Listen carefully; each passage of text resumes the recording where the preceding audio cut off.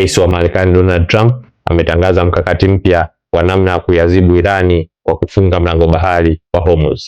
Amesema kila Irani itakaposhambulia meli inayopita katika mlango bahari wa Hormuz, iwe kwa kombora, drone au silaha ya aina yoyote ile, Marekani itajibu kwa kushambulia na kubomoa daraja moja au kituo kimoja cha kuzalisha umeme pale Irani. Je, huu mpango unaweza kweli kuilazimisha Irani kubadili msimamo?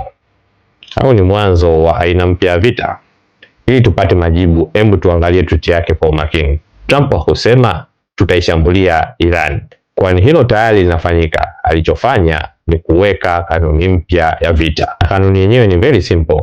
Irani ikishambulia meli moja, nayo Marekani itajibu kwa kushambulia aidha daraja moja au kituo kimoja cha kuzalishia umeme. Lakini hebu tujiulize, kwa nini Trump ameamua kuchagua madaraja na vituo vya kuzalisha umeme kama potential targets zake na hajachagua maeneo mengine kama missile cities au kambi za kijeshi za taifa la Irani?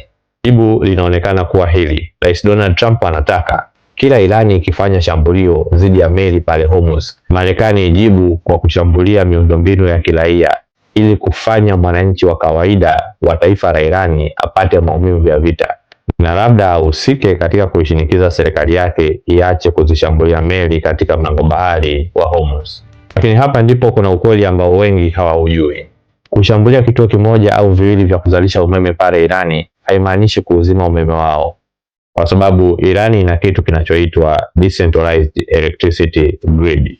Yaani mfumo wake wa uzalishaji na usambazaji wa umeme hautegemei kituo kimoja kikubwa.